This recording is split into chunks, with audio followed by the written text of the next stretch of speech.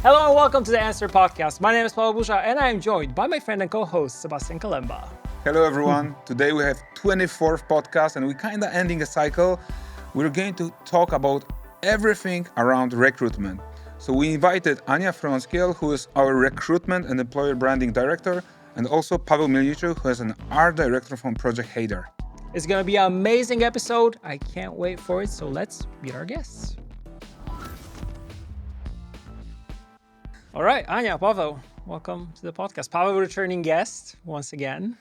Anya, Hello. for the very first time. We're going to talk recruitment, and Sebastian, kick us off with a nice starter question. Yeah, actually, I'm super happy that we are doing it together today, as I believe that everything at Red starts from recruitment. Actually, that's the very first moment, and it is a setup. It is actually a foundation of what's ahead of all of us, and I believe that there's tons of things that we can discuss today. And yeah, let's start it up. Let's start from all about recruitment, but I think we should start from Anya. Yeah, I can start. It's very nice to be here. And yeah, that's right. The recruitment is the first step to get to the red. And I'm doing that for 10 years here. So already got some experience and some nice stories about it. But it's super engaging and super rewarding. And I must say that there is no biggest luck and, happiness if you can see the people that get through the whole recruitment steps and the whole process, then seeing on the corridors. And I must say, from my personal perspective, as I'm not recruiting so active since some time, but my team is, and we have this, you all know, we have this little tradition that on our Christmas party, we have this memorable video about people that's celebrating 5, 10, 15 and more years in CDPR. And I must say that this is my favorite time of the year. Because even that, I do not recruit for such a long time actively. And I stand and watch the movie and I see the people that were on the first interview as the juniors and the starters, internship, whatever, and they still here. And I see the faces, I see they grow and, that they're reaching the next and next level. And now there are leads, seniors, experts, changing projects, getting the next milestone. So this is so much rewarding.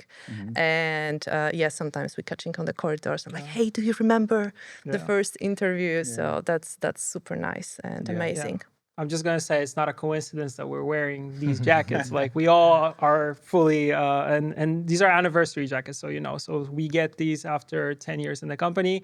For Anya and for me, it's actually 10 years in Red, which is an incredible milestone, a decade in one place, which I think the younger version of me wouldn't anticipate me staying in one place for such a long time, but CDPR draws in all these crazy, wild people, and I think we're good examples of that. So that's why we're wearing the same jacket, so people know like what's up. Yeah. Let's follow that because I believe what you said, Anya, was like perfect entry. And I'm super grateful that all of us are sitting here because I believe we all together cover the entire two sides of the same coin of what the recruitment really is, because we also have Paweł here. And Paweł, like, you travel around the world, you are created and you are the director of Promised Land Art Festival. The portfolio reviews is a part of it.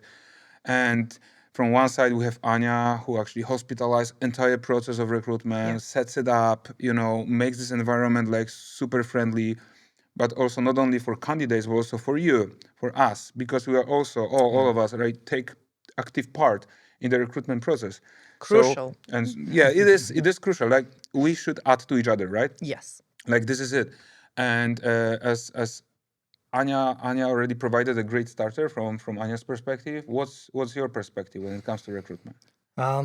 Well, I joined the company quite a while ago. When I joined in 2006, there were very old jacket. There were like 50 people in the company. So it's through all this time observing how the teams were growing. Recruiting, building teams, building new projects, releasing them, seeing people come and go. All this process. Now we're over 1,000 people company, right? Spread across multiple studios, 2 continents. So it was, just a pleasure to observe it. And all of that happened because of recruitment, because of people that building the company, that creating the projects, So everything starts there. Yeah. Yeah. But I would add to that, because what you mentioned, this is not a very typical setup that we have on the market in the game dev industry. So in Red, we always were focused on first candidate experience, not only candidates that actually get to the Red, but also candidates that didn't get to the Red, that they have the same amazing experience through the process, get the feedback. And we have amazing, really, stories about that people getting back, taking the feedback, and now they're working with us. So that's amazing. But also that we have hiring managers really actively taking part in the recruitment process. Yeah. This is not very typical, and we working as partners, unisono partners, a recruiter and a hiring manager, really working hand in hand and supporting each other from behavioral interviews, from technical interviews, and following the whole process together. And this is super important. And I think giving like the bigger spectrum of view for the candidate, how actually work in Red looks like, getting this feeling, this vibe, okay, this is how actually the work looks. Yeah, absolutely.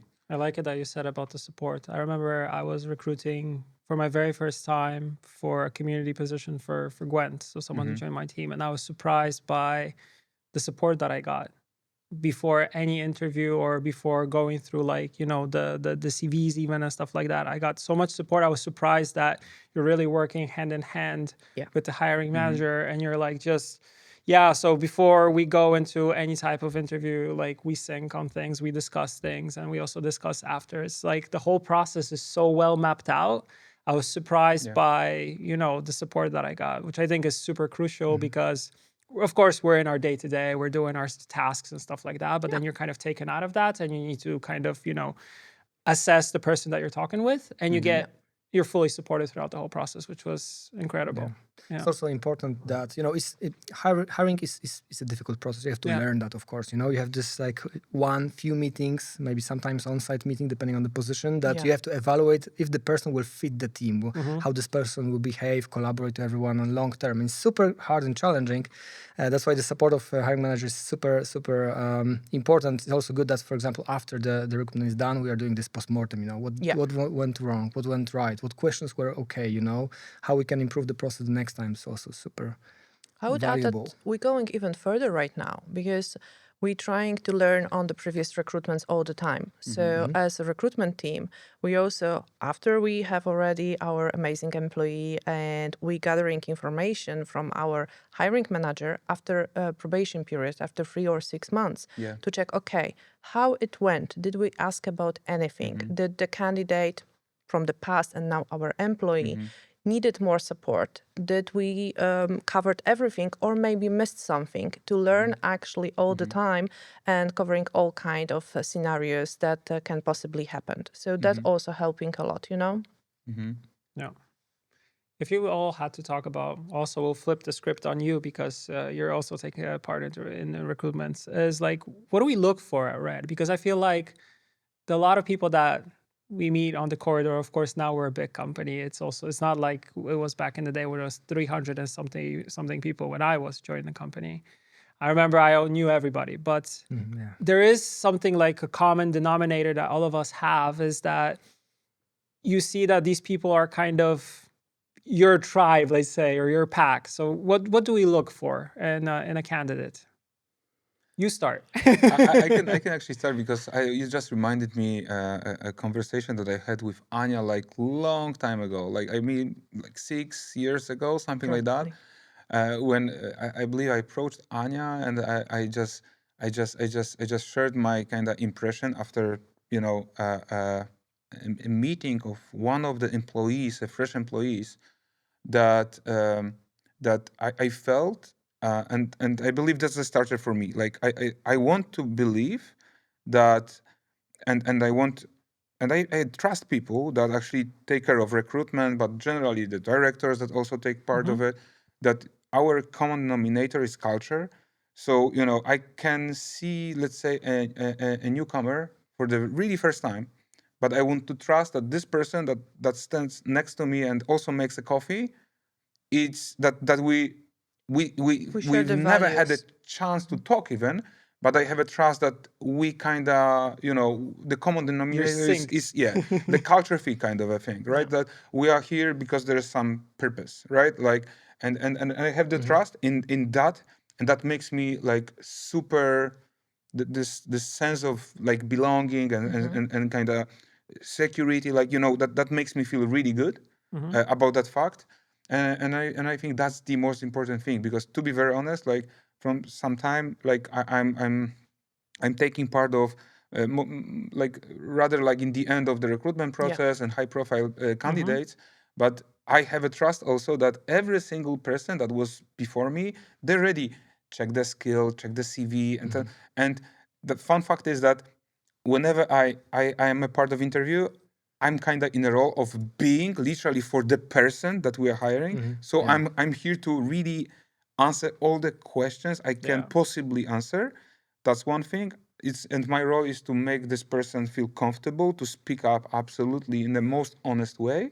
And at the same time, so it's not a regular, I would say, typical interview process anymore, at least for me at that stage. So I really like it because I have this feeling that, first of all, it's trust.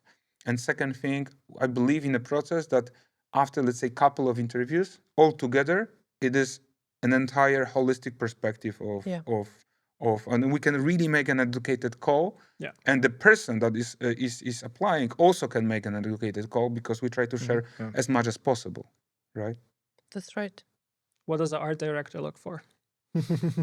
Oh, it depends on which. Because I feel like it's a difficult task, because either artists copy stuff which they think are kind of cool, or they develop their own style, which is a little bit difficult, which is of course based off of something. But is it like you sometimes see a portfolio like, wow, the level is incredible, and you compare it to, I don't know, the industry a couple years back or the industry now, or what can possibly happen in the future? Like it feels like it's like kind of, you're riding a train, but you're also building the tracks at the same time. Yeah. Well, it's a broad question, because, for example, only in art we have like 14 different specializations. So for each of them, you have to slightly adjust what you're exactly looking for. Different values, different types of. On one roles, the technical skills are the most important. On others, this artistic aspect, kind of, and this kind of artistic soul is important.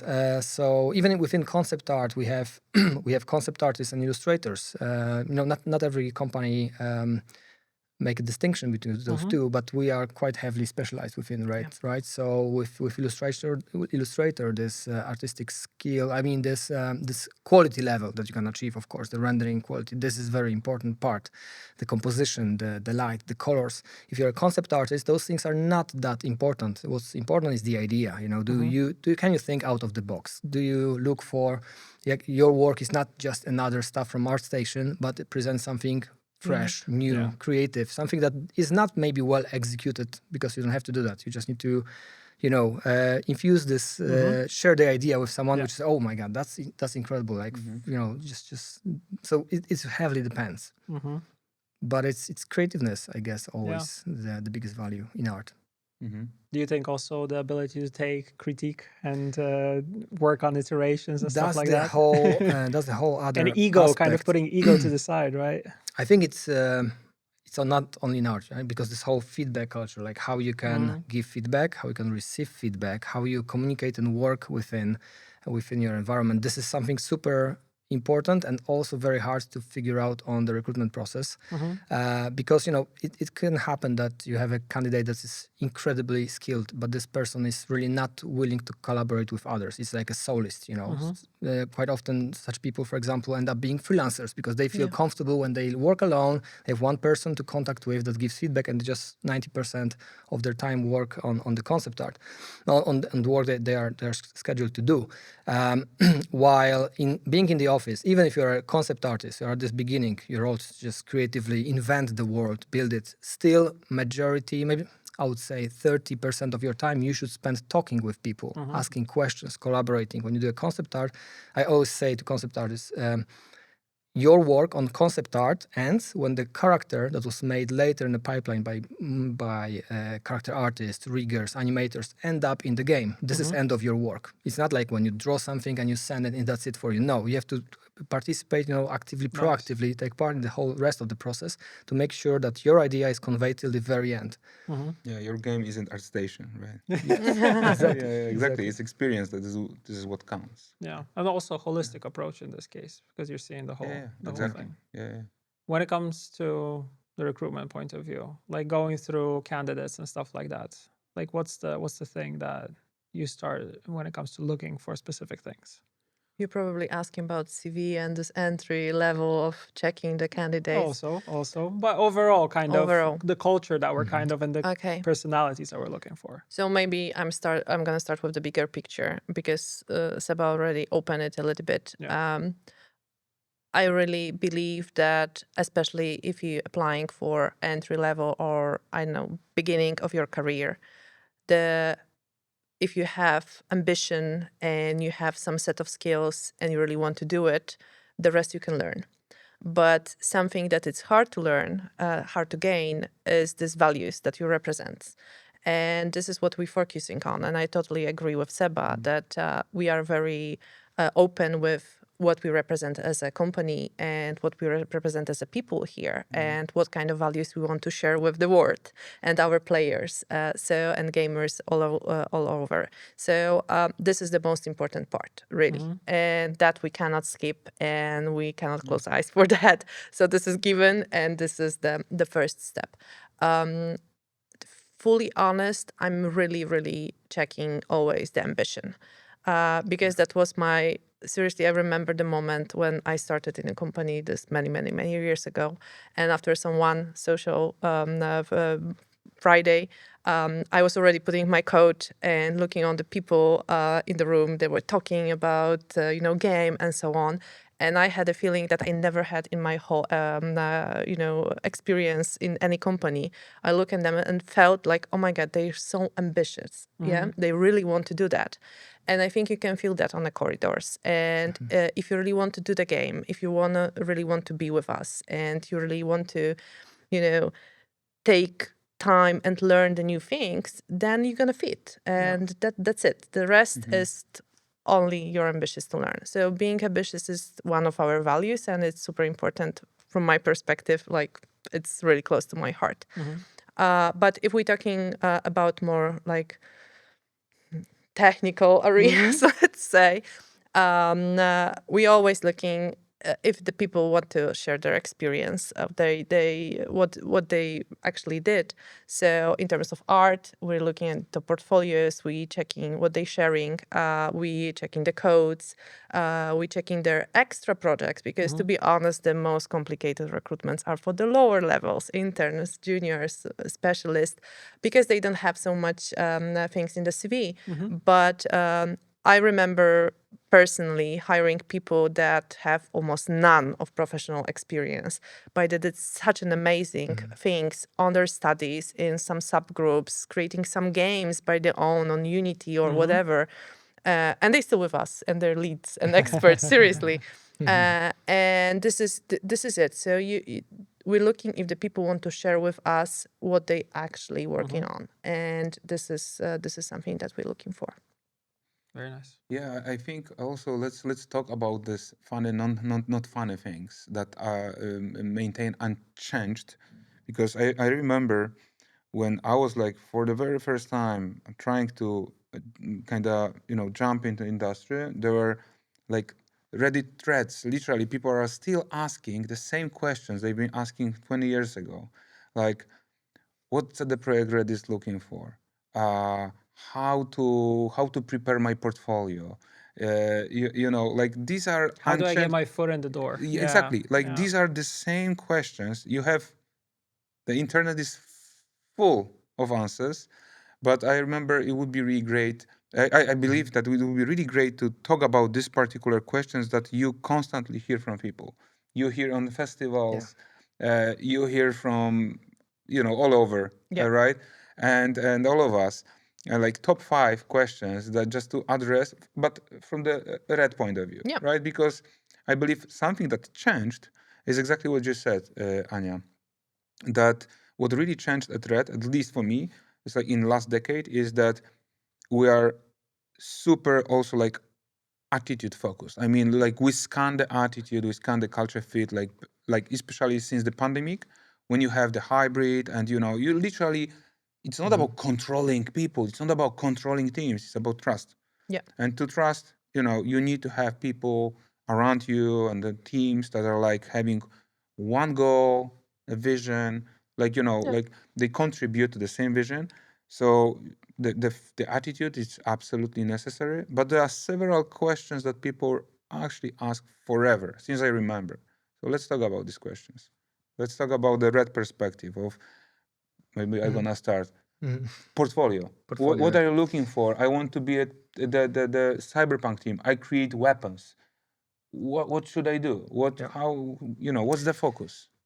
Before I start with this, I would like to add to what you said. It's super important that we are increasing the chances that people we hire will very well collaborate and create this trustful, respectful team and work together well. So this is about just increasing the chances just by scanning people and just making sure that they fit the rest. In the portfolio, first of all, few guidelines I'm giving the artists on the especially on promise. It's a great experience because people, usually very fresh people who are not yet in the industry, they're coming over, showing what they have, and asking for advice. Basically, it's usually not about how do I get into CD Projekt, but what kind of path should I take? What should I start working on in years to come to become a candidate?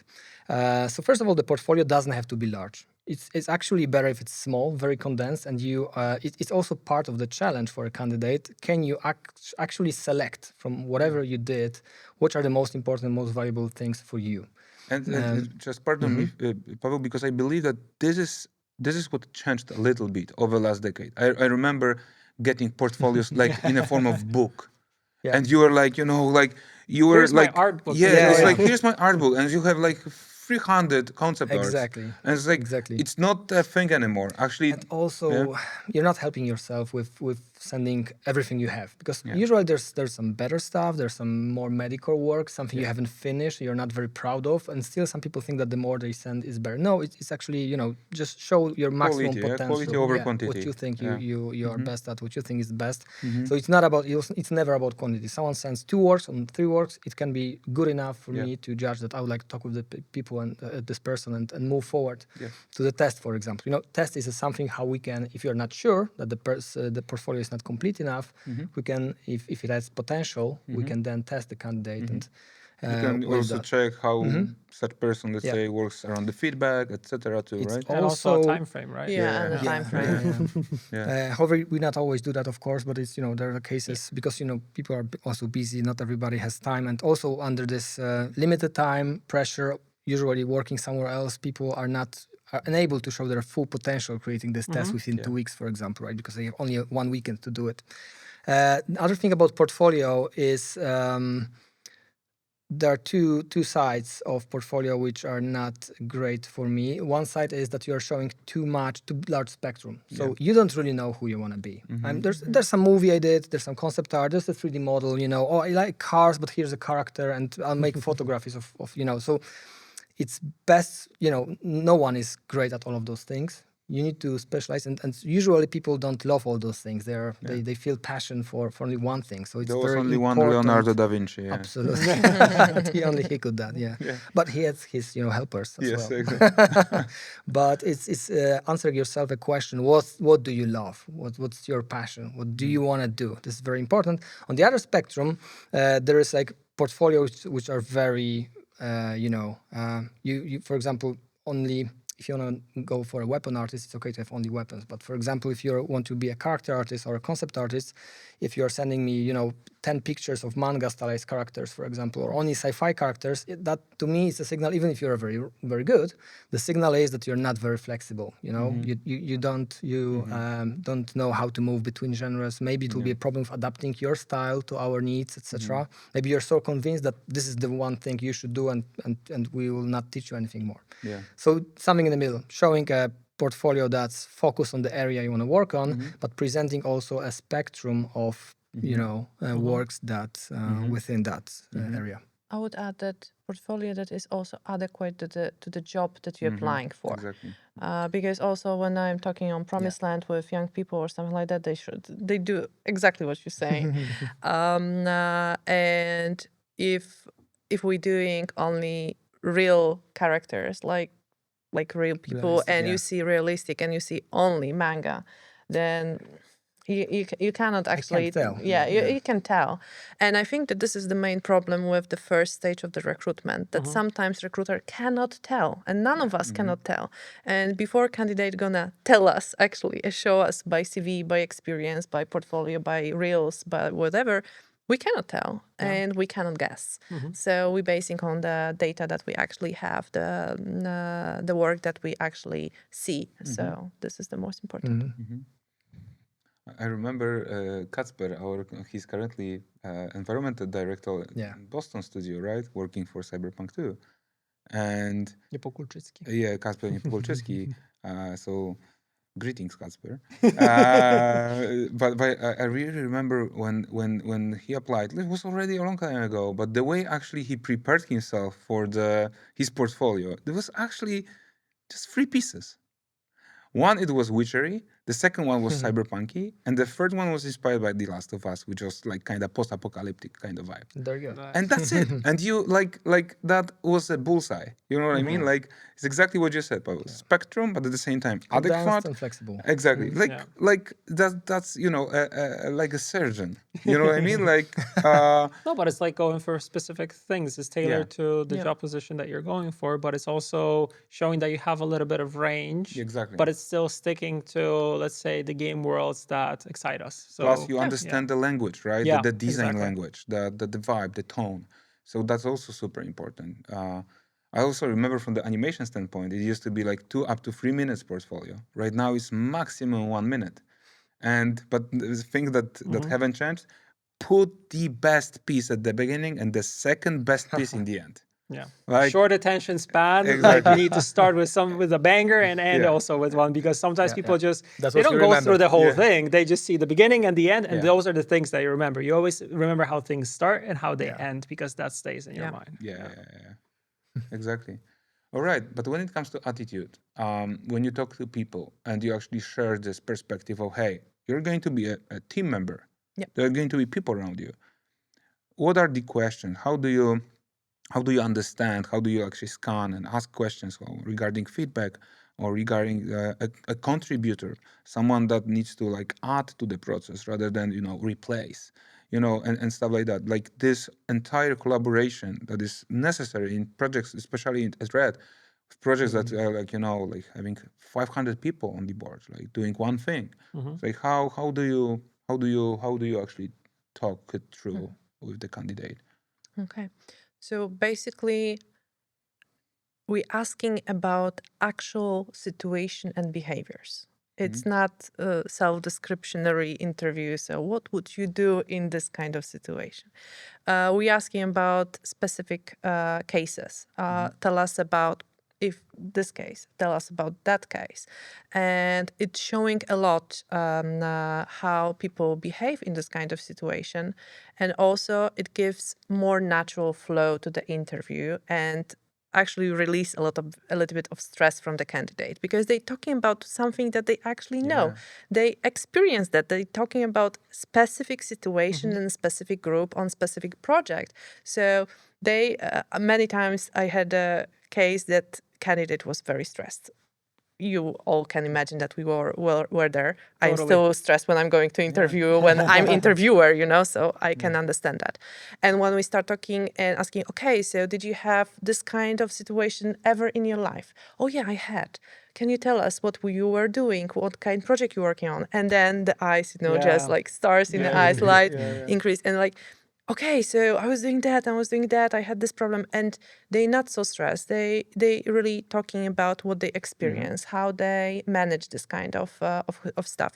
We as recruiters and hiring managers, because they also know how to do it, asking some helpful questions to get deeper into this conversation. I must say the most satisfaction is when the candidate sometimes like, I didn't think about it, and I know why I did it, or I know why I behave like that, or how I can change something in my behavior.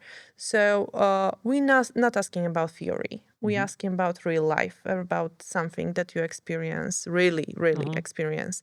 And I think that's showing the most of the potential and how people react. And this is as easy as it is. Awesome. It also shows how open they are actually for conversation, just Oh, sharing yeah, their of thoughts, course. how easy it is for them. It's also good because by the end of the interview, the candidate, you leave always space for them to ask questions. And I always love questions like, how would my day-to-day look like? Or how does the normal like Monday look for your team? And then you explain like we have a sync in the morning and then we do these tasks and then we also share them with someone and then it's this and then it's that. And they're like, oh, it's like they really like start understanding like what the process is, and then they ask like follow-up questions. So that means I'll be reporting to this person or to this person, or will I be collaborating with you or with someone else? And it's like you start mapping out the playing field, and you see that they start understanding that. And you actually said very important thing that we also talking how it looks like. We answered the questions. I always saying that it's not one-way street. It's not choosing we are there to grill you. Tell me everything. And we're choosing our next employee. This person also need to choose us. And this is like two-way street. And we both need to agree that, this is the person I want to work with. And the person need to agree, okay, this is the company, the studio, the people I want to work with. It's not working other way. So they need to have the opportunity and a safe space to ask all the questions that they actually are bothered about and get the answers. So so this is super important from my perspective, that it's dialogue, not just simple interview by asking and answering question, doing test or whatever. This is why we have sometimes like panels or on-site interviews where we're spending the whole day with this person. We're showing the studio, we going for lunch, we showing what we have here and how we work on daily basis. Because let's be honest, this is a very important decision in their lives. And sometimes we relocating the whole families, like taking them from the one part of the world and relocating to another one. And from our recruiter's perspective, we want to be sure that both parties made a good decision. It's a responsibility, right? It's a huge responsibility, Seba. Like it's really huge responsibility to be sure. So yeah. But it's true because also within different companies, the people kind of same roles can work in a different way. There's different expectations, right? And not always it's all clearly written in the recruitment, for example, notice. So it's absolutely true. And having a candidate that comes to the work and he's like surprised of what he'll be doing now, in what kind of setup he'll be working. That's another great situation. And also asking this question is a great part. I love this in the whole recruitment process. Candidates asking questions. It also tells me a lot about the person. The worst case is I have no questions. So you're not curious. You're not. It also tells me something about a candidate that he's. Not, sometimes it's stress. Sometimes it's stress. Yeah, of course, sometimes it's of hard to course, ask questions because you're starstruck stress. sometimes. I know from my perspective, like I remember my first interview was with Marcin Momot when I was joining, and he was the person that replied to me on a forum when I had a bug in The Witcher 3, right? So it was incredible for me to see him for the first time, let alone talk to him. And the conversation was really cool because we mainly talked about The Witcher. We talked about games. We talked about social media. So it's all things that I knew at that time. But I was coming into a assistant position in the community team. So I was like, what should I expect? Do they want me to be a good writer? Do they want me to know The Witcher very well? And then, the conversation was a two-way street. I would ask him questions. He would ask me questions. And it felt like a very good, sincere conversation. But you're also starstruck because I knew the guy and I know he's been in the company for a long time. So it was like, should I be as open to ask questions? But I feel like if you get into the zone and you start talking with the person that is potentially hiring you, it's like if it's a good fit, you'll feel that it's a good fit. There is a vibe. You're kind of calibrated very quickly in the moment when you start talking, and then it's like it becomes natural and becomes second nature. So Absolutely. yeah.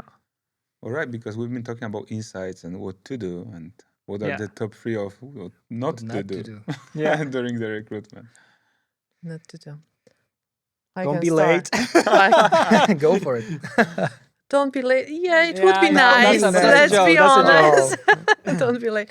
But actually, be prepared. We're not expecting like preparing candidates, like checking everything we did, but check our values. We have very nice, career we mapped them site. out. Yeah, we mapped them out. There are some Q&A that you can read. So this base information should be gathered. The next one, I think it's.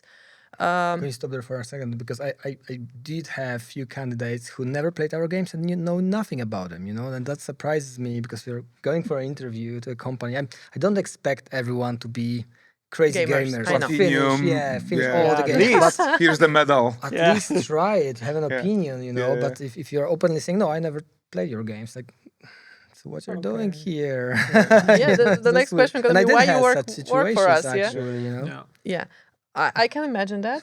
So that, been there, done that.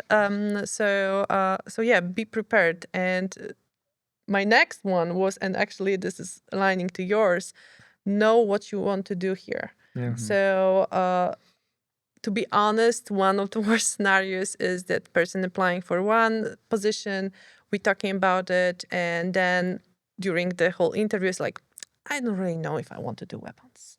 Maybe I want to do enviro, or maybe I want to do rendering, or maybe I want to go to community, like, whatever, yeah?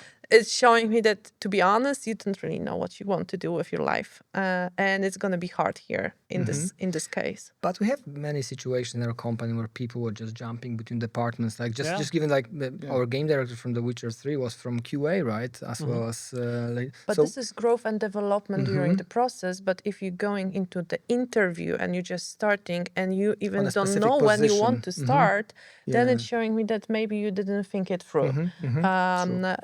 The growth and changing departments, I think that this is amazing, and this is natural way how the company should grow and grow their people, and this is normal stuff, and I expect that from the company that it's gonna happen. But at the start, maybe let's figure it out, like, why we actually here and what are our expectations from each other, basically. Yeah. Also, once I heard from a candidate, honestly, I would like to work for Pixar, but I need to build my portfolio, so I'm here. Hey, At least honest. At least honest. I mean, honesty is important, right? Maybe but... you didn't have to share that, but I understand it to some point. But I have other candidates that would love to work here. So, unfortunately. And he or she showed a platinum screenshot with their gamer tag saying like, I beat Witcher and Witcher Cyberpunk, medallion. and Witcher medallion on the tattooed on the back. I think you can also sometimes like overdo it, right? Like sometimes I feel like people just want to join our company because they think we're cool, and that's pretty much it. And like you said, lack of like a direction, I think it's the biggest thing. Like if you don't know precisely what you want to do, but you just want to join the company because it feels like it's fun and cool, well, it's not helping that person, it's not helping us, it's not helping anybody, because lack of direction always leads to either still being stuck in a rut and not knowing where to go. And I think what's cool about Red is that you can pretty much, like you all said, like you can move from different departments to different things, and you can grow within the company. But you just have to kind of think like what you want to do, like what's your North Star that kind of guides you forward. And once you have that, like we're very open to kind of say like, okay, do what you want. You're good at this. We'll totally support you throughout the process. So just go for it. Yeah. What's a no-go for you, Sebastian? I think you've mentioned all of them. No go for me for sure from this attitude perspective is when I see someone who is like super lacks this humbleness and is super stubborn, and it's like, you can tell that, oh my God, it's gonna be tough. Because, generally we must say that there is some cost behind, like, let's be honest, right? There's a cost of like being ambitious, being resilient, making games with that scale and stuff. That requires a lot of resiliency, right? That requires a lot of feedback. That requires like a tough skin at some point. Because tough skin comes from empiricism, like comes from time. Like you, as soon as you understand that feedback loop is actually making your work better, then you start trusting process, right? Like that you see, oh, okay, it used to be this and now it's this. Wow, right? So, but if you have someone that is like, you know, a star, you know, and the only thing you see that you want him or her like to light up the entire like want the spotlight on that person all the time. and the team is somewhere there in the shadow, right? You know what I mean? Then never works. Never works. Actually, never works. It can work as sprint and milestone, but at some point, this kind of truth will always come on the surface, and it will break up.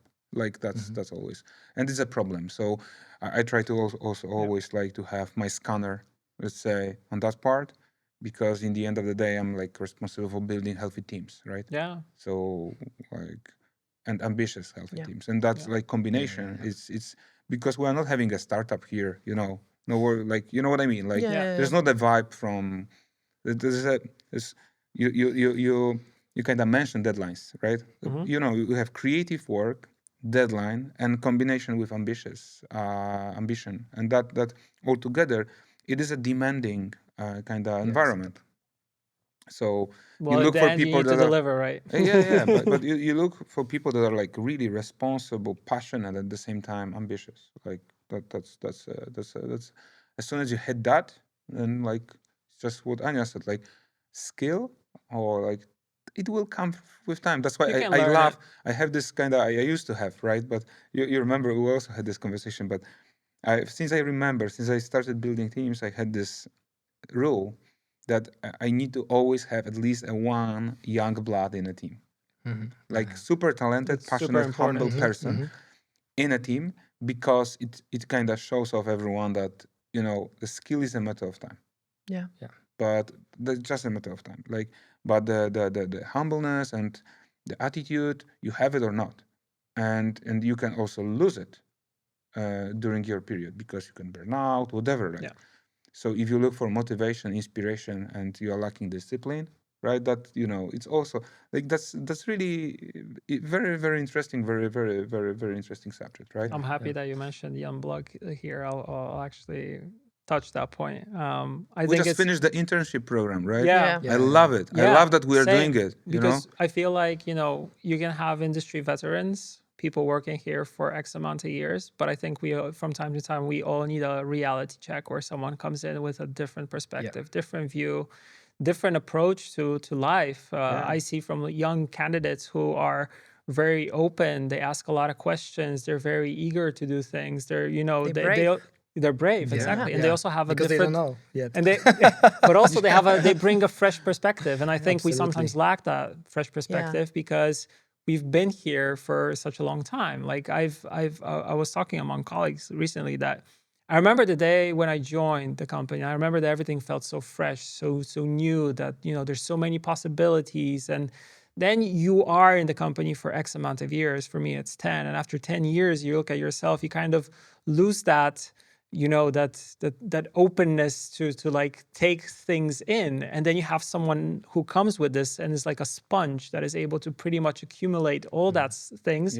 But the energy that person brings, he or she is pushing that energy out of them back to you, which makes you kind of become younger. So it's like Benjamin Button kind of. You're getting younger because you're being kind of surrounded by younger people, right? Yeah, it's incredible. But also, this is similar to the concept of, you most probably, guys, you are familiar with this reverse mentoring. Like you have an old dog, 50 years, you know, already 30 years in the industry, and you have someone that is just entered the industry. But you know, like this person, it's not only that, you know, such a young person, it just brings an entirely different perspective, you know. And if you that's interesting, but the thing is that it requires to be super open-minded and curious from an old dog to even just to listen. You know what I mean? And I think this is also what we're trying to, you know, this environment here at Red, that because we try to always like push the bar, it requires from you to be super open-minded, like, and you know what I mean.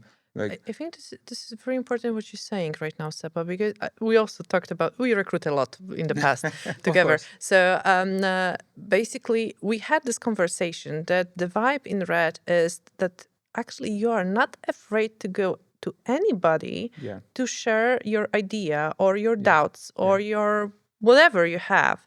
And it doesn't matter who it is. And nobody looks at it like, oh, you are not on such level that I can listen to you, whatever. No, there is not such an attitude in Red. And I think it's opened a lot of minds. That's our values, right? Yeah. Transparency and trust. Yeah. Yeah. Right. we're So all this is gamers about it. actually, right? Yeah. So Yeah. in the end of the day, you know, you after works you play game and you want to just simply you experience it, and any experience is valuable. So let's talk about them, right? Yeah. So yeah, awesome. I remember it was funny back in the day when we were working on Thronebreaker. I remember Adam Badowski coming to me on the corridor asking me like, so you saw the game. It was before release. I'm like, yeah. So what do you think of it? I'm like, I like this aspect. I like this. This maybe should be a little bit different. He's like, yeah. Thank you. That's actually super valuable, like to have your point of view, because my perspective is from a card gamer. So it was that I gave my perspective. I was surprised that he asked me for my opinion. Like, he's like joined CEO now, but he was head of the studio at the time. It's like, why he would be asking me? And then I had to change it. Yeah. Thank you. It's crazy, right? Like if you think about it, like Yeah. this ability to be not very like stuck in your way, but also be very open to listening to others and kind of seeing their perspective and also asking for their perspective. You feel valued, you feel important, you feel like, you know, you have a voice instead of just being, you know, I come here 9 to 5, check in, check out. But that's also And why then we are whatever introducing else, the multidisciplinary teams working on the quest and on the games, right? So we have multiple perspectives and use all these fresh ideas and people that have a space to actually be present and be taken into account. So it's where we get away from this linear structure, you know, pyramid, where there's only you know boss director propagating all his ideas downwards, right? So we no longer do that, and that's I think it's a great value in this. Yeah. Yeah, all this stuff going back and forth, up and down, instead of just going from the top all the way down. Yeah, it's super important. Really great. Yeah. Let's talk about culture. What do you think defines our culture? Because I also hear a lot of people say, especially fresh faces that join the company, they talk about actually AnsweRED as being the podcast that they listen to kind of learn about the vibe within teams that they potentially want to join. And then they're like, oh, the podcast is really cool because I kind of know how you guys operate because you talk about your teams. So let's talk about culture. If we could like name it or put it into words, like what would you say is Red culture? What do we define by? You're all looking at me. I can start. Yeah. To be part of your honest, job is being an employer branding manager. I know. And this is actually culture, right? Yeah. Actually, this is quite an easy question for me because this is the question that candidates ask many times during the interviews. I cannot count how many. And also, I never had a problem with answering that because every time I say, okay, what Red is, I have one answer in my mind. Like the first is the constant change. And this is very crucial. And I always explain that a little bit further, that in my perspective, this is amazing. Since like 10 years, I feel sometimes that at work in 10 different companies. Yeah, same. We sit in many different spaces in the studio. The studio changed so much. The amount of people that we're hiring, that we're growing, that now we have like all this procedures and systems, and our work is easy. Maturing. Yeah, exactly. This is perfect description. But this change is constant and you never feel bored. You always have something new. You can grow. Yeah. When I remember my work, how I was working here, what was my daily responsibilities 10 years ago, 9, 8, 7, they are totally different what I'm doing right now. And this is amazing that all the time I can take different project, different initiative, I can grow, I can learn something new. Not just, sit somewhere behind some desk and like, okay, so this is the 50 years of doing exactly the same process. Yeah. So this constant change from my perspective is amazing. But also what I always explain to candidates that people are different, and we all are very different and have different needs. And this is something that I also underline to the candidates. Think through if this is something that you expect from your work environment, because this is not for everybody. And this change not gonna stop in Red, because we always have ambition to be better, having something new, something more, and so on. So if this is something in your right now pace of your life, or in general, this is not that you're feeling well in, you shouldn't be joining. But if you're looking for this thrill every day or every week, this is the amazing place for you. So I for me, this is it. And I never felt bored here, to be honest. And Absolutely true. It's just, constant change. Yeah, I always joke that I don't have to change company because the company is changing around me all the Changing time. around you, Every project exactly, is like a new exactly. company. That's a good one. Absolutely true. What else would you add to the culture part?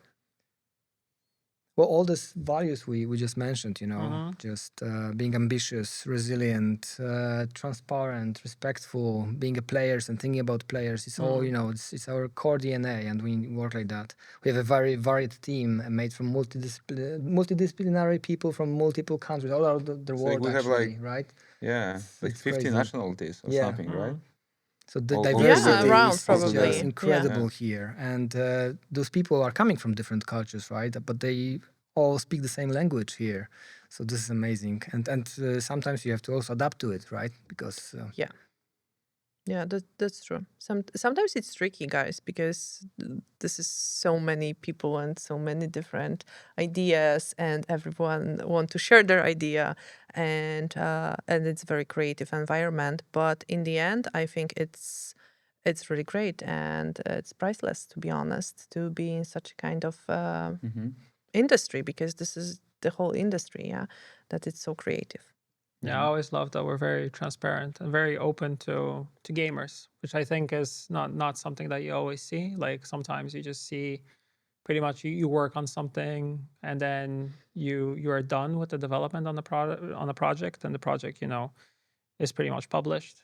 And the story, like we always go back, like with Cyberpunk, with Witcher, we always go back. We always do patches. We always listen to feedback that is coming from players. We implement that feedback. We have people who are in game director roles, who are on Reddit, who are listening to what players are writing, what they're saying, what their needs are. And I think that's always been something that Red did very well. And we've always have been doing this. And it's kind of something that this doesn't change. It's in our core DNA. And it has been part of this company. And I feel like it's one of those values that, like, whenever, like, I would never think about it.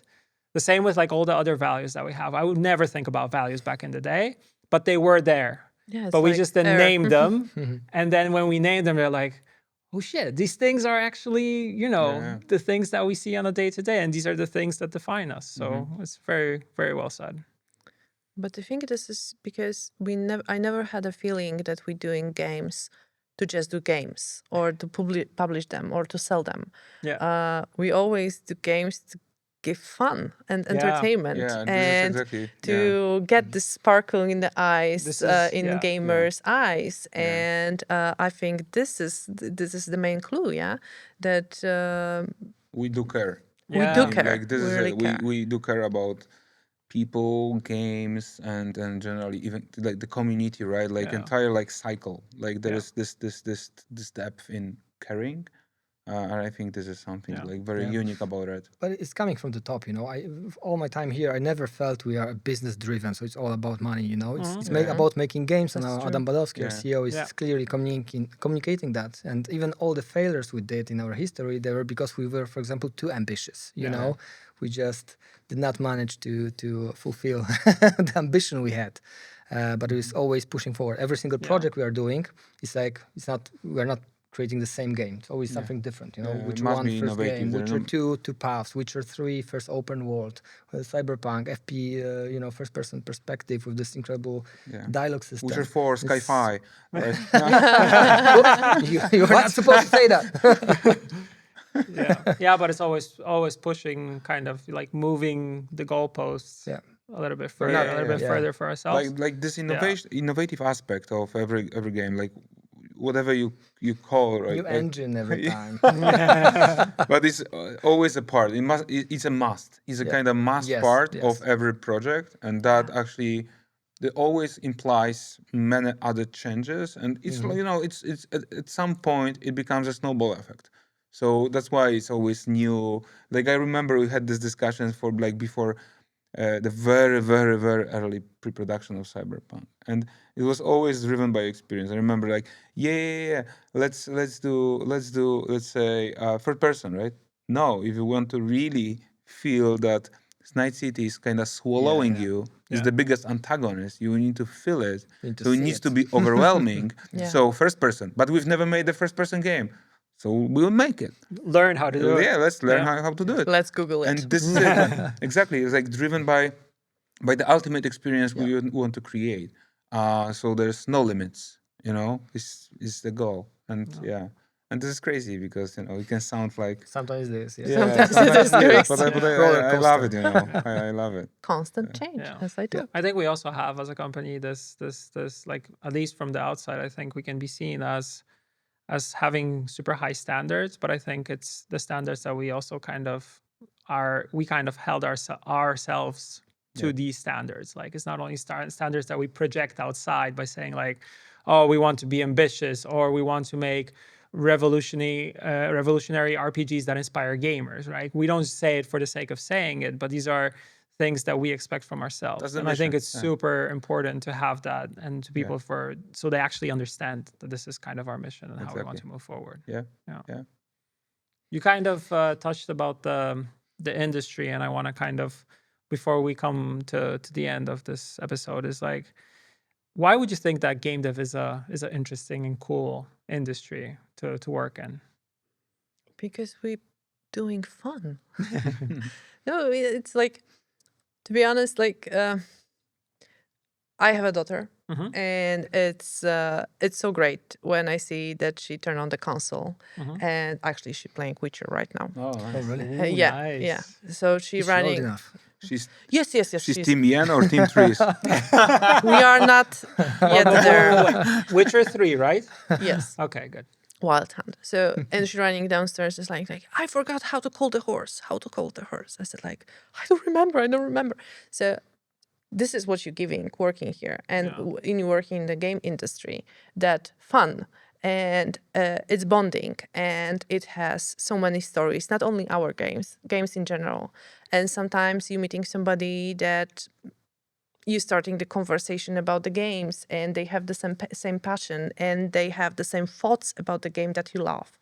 And sometimes this is also like the stop for you, the pause button. Yeah, you're playing something after the long day at work or I don't know, with your kids or wherever.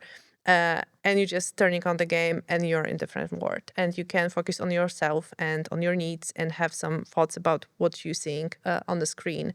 And I think working this kind of industry is just amazing because you're giving that what you're experiencing by yourselves to many, many people all over the world. And it doesn't matter where you are, what language do you speak, you still can get immersed into the story and find something for yourself. And this is something that it's super, super important, beneficial for me. And I think for many candidates, I must say that I never had an interview with any candidate, and I made hundreds, thousands of them, where I didn't ask like, hey, do you play video games and what kind? Yeah. This is the favorite part of the interview. Yeah. And then we can talk a little bit, like, okay, what were your impressions? Why this game? Other game? So many games I played because somebody recommended that to me. Yeah. And I think doing entertainment, it's just super beneficial and seeing that our families, our friends enjoying that. And they're also super excited that we are working in this industry. This is just amazing. And it gives, the warm feeling inside. Yeah. Yeah. To me, it's building worlds. You know, so it's never just a job. You know, it's not like you're going to the office 8 hours, going back. It's like you're putting part of your life, your creativity, your passion, you know, everything you experience in your life into this product, in the world you are creating, and it's just amazing. You know, I don't imagine what other job can give me that. You know, and after so many years, it still drives me. You know, because we have different worlds and we expanded them and we play with them. So it's infinitely creative process that gives a lot of joy. Beautiful. Sebastian? Oh, they said it all. I mean, you know, maybe I'll try to answer from completely different perspective. I mean, like, you know, sometimes I ask myself, is it possible to actually work in a different industry? And my initial answer is always no. It's like obviously no. But then I have this spark is like maybe Lego. Maybe, you know. But I would need to check. And that's it. The short list is done. You know, it's done. Yeah. I like what Paweł said, what Anya said. Like that's pure fun. That's creating experience. That's adding a lot of depth. Like you know, the message, the world. Like guys, what we do is a miracle. I mean, you know, you make this out of zeros and ones. Yeah. How come? Yeah, it's crazy. Right? Like everything you see, this is it. So this is a miracle. And it's nice to actually make miracles, right? And it's a huge privilege. It's a huge It is a privilege to be huge here privilege. and It's to actually, you know, get that. Absolutely. To be part of it is even crazy. Yeah. It's something that we don't always like take for granted. And the thing you said about entertainment, I think I said this numerous times, but I remember Adam also Badowski on an interview once said that, and I was present during that interview. He's like, yeah, you know, because you know it's a very iterative process. We go through, we talk with directors, we go through things. We also clash because you know we have our own opinions on things, but in the end, everything gets like heated. We stop and we say, why are we doing this? Well, we're doing this for other people's entertainment. Well, this is why we're doing it. So we should probably just, you know, take a step back and like remember, like in the end, this is for the player who's going to pick it up after work or on the weekend and is just going to enjoy it, be engaged in it. And that's the Listen to Johnny being polite or unpolite. Yeah, exactly. Yes. Okay, there's one last thing to wrap things up. So Paweł is, of course, here to give his insight into recruitment from our director perspective. But also Paweł is here because we're switching things up a little bit. Sebastian will no longer be our co-host. Paweł is firing me. No, I'm not. Since, as you probably know, we're working heavily on The Witcher 4, and Sebastian needs to focus on that. So he has less and less time in his already busy schedule, I want to say. So Sebastian, it's been incredible. I wanted to thank you. We did, I think, 23 episodes plus like a intro thing. Yeah. Although my math was never good, but I wanted to personally thank you because I feel like we learned a lot in this podcast. I think we grew together. You also grew a lot when it comes to like just, you know, being in front of camera, hosting and co-hosting. So it's been an incredible ride, man. Yeah, thank you so much. It was a blast, and I'm super grateful for that. We kind of co-created it together with the team, and then you know I believe like you know we co-created with Paweł Promised Land Festival. I trust this guy so much. I'm sure that Paweł, you're gonna handle it really well. I'm so happy that we did this 23 episodes. I actually believe that we kind of covered like almost like entire cycle. And that's actually fun and pretty symbolic that I'm ending it up with the recruitment one because it kind of covers it all from the end up. Really cool, cool. I'm super happy. Next 23 episodes gonna be also really good and worthy. I'm sure I'll be watching you. But I need to really focus right now on making some miracles, right? Yeah. Yeah. Awesome. Thank you very so much for that. Thank you. Paweł, when it comes to you, like, what are your expectations heading in? They're your expectations. I'm so flattered. Your expectations, come on. Very flattered, and thank you, Seba, for letting me do that. And I'll do my best, together with Paweł to show you a glimpse of how Red is working. Talk with amazing people we have We in can here. totally now rebrand it instead of AnsweRED Podcast, the Paweł and Paweł show. Oh yeah. Paweł Podcast. Say that quickly 3 times, and then How to make it more confusing for the guests, we just need more Pawełs in the room, and then we're Yeah, good. exactly. You can invite only Pawels. From now on, exactly. exactly. And also, like, Anya, like, thank you for letting us do this, because like we're doing this a part of our normal jobs. Like, we have the possibility to co-create a podcast that was an idea that came from the employer branding team, and we're able to do this is like super cool, because like we know the people who we're surrounded by. We get inspired by everybody on a daily basis. Like you have these like moments, I think almost at least weekly. I won't say daily because there are good and bad days as there are in any job, but you have these moments where you're like, what this person said, freaking inspiring. I want this person on the podcast. And now we actually have this possibility to take these people, talk about the company, talk about our culture, and share it with the world, which I think is like super awesome. And it's a huge privilege for all of us. So thank you for that. I'm also very happy that we're doing that.